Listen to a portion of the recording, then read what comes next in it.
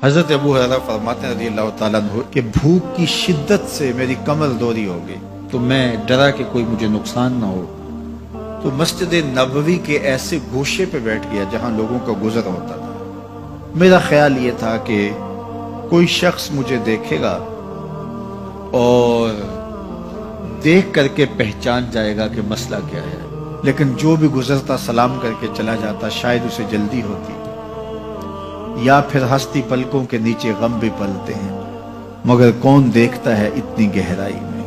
میں نے سوچا کہ ایک قدم اور آگے بڑھوں اور آنے والوں سے ہم کلام ہوں، جب میں ان سے بات کروں گا تو میرے لہجے سے وہ میری آواز کی شکستگی سے پہچان جائیں گے کہ میرا مسئلہ کیا ہے۔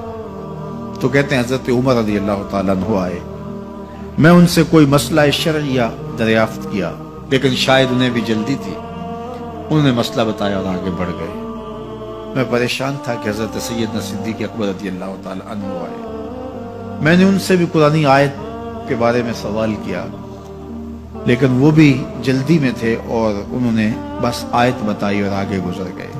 تو فرماتے ہیں کہ میں ایک عجیب کیفیت میں مبتلا بیٹھا تھا کہ ایک جانب سے روشنی اٹھی اور دل و قلب و نگاہ کا مرشد اولین آ گیا۔ تو کہتے ہیں حضور آ گئے،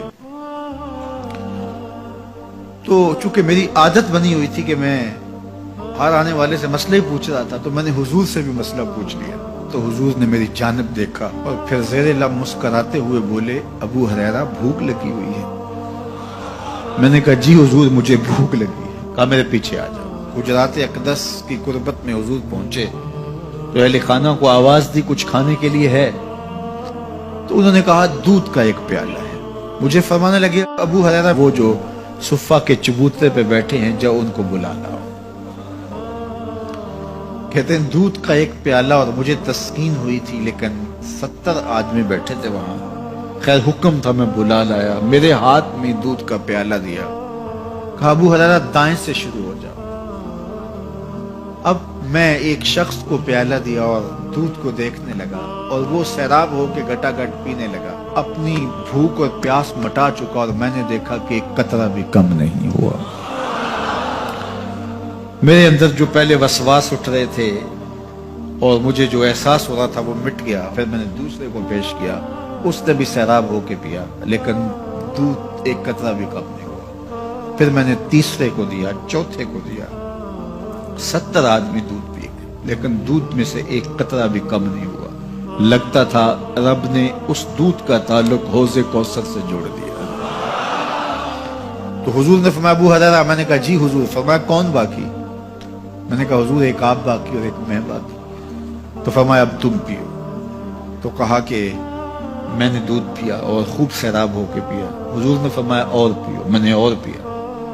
پھر فرمایا اور پیو۔ میں نے کہا مجھے قسم ہے اس ذات کی جس نے آپ کو حق کے ساتھ مبعوث کیا ہے، میرے میں ایک قطرے کی گنجائش بھی نہیں ہے۔ حضور نے میرے ہاتھ سے دودھ لیا اور خود نوش جاں کرتے ہوئے فرمایا، ساقی القوم آخرہم شربا، قوم کا جو ساقی ہوتا ہے وہ آخر میں پیتا ہے۔ تو دودھ کا ایک پیالہ 72 لوگوں کے لیے کافی ہو گیا۔ یہ صحیح حدیث کے اندر حضور کا معجزہ موجود ہے، آپ نے بارہا علماء سے سنا۔ لیکن اس تربیتی عمل سے بھی کبھی غافل نہ ہونا کہ 2 جہاں کا سردار ہے اور 71 آدمیوں کا جوٹا نوش جاں کر رہا ہے۔ آج جب دولت پھیل رہی ہے، لوگوں کے پاس وسائل زیادہ ہوتے چلے جا رہے ہیں، تو ان کو ایک دوسرے سے گھن آنا شروع ہوتی ہے، برتن الگ ہوتے چلے جاتے ہیں۔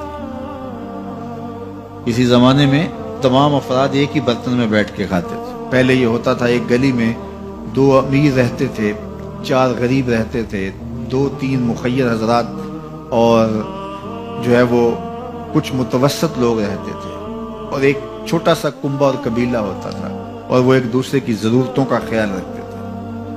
پیسے زیادہ آ گئے تو اب امیروں کو اس گلی سے گھن آنے لگی، تو وہ وہاں سے نقل مکانی کر گئے، انہیں وہاں رہنا اچھا نہیں لگتا۔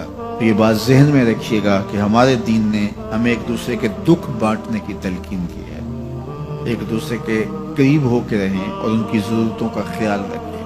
اپنی استطاعت کے مطابق کسی کی عزت نفس کو نقصان پہنچائے بغیر شہرت، ریا اور کسی اس طرح کی مرض کو اپنے قریب جو ہے وہ نہ آنے دیں، اور لوگوں کی اس مخفی انداز سے مدد کریں کہ ان کی ضروریات پوری ہوں۔ بلکہ میرے حضور نے ارشاد فرمایا، جس شخص نے صدقہ کیا اور اتنے مخفی انداز میں کیا کہ جو دائیں نے خرچ کیا بائیں کو خبر نہیں ہوئی، جب بائیں کو خبر نہیں ہوئی تو ہمسائے کو خبر کیسے ہوگی؟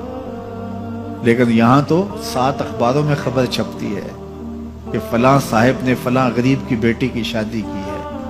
ذرا سوچ، اگر یہاں تیری بیٹی کھڑی ہوتی تو تیرا روح سخن کیا ہوتا۔ لوگوں کی غربت کا مذاق نہ اڑاؤ، لوگوں کے جذبات سے کھیلو نہ۔ اللہ نے اگر آپ کو کچھ عطا کیا ہے تو پھر لوگوں کی ضرورتوں کو پورا کرو، لیکن ان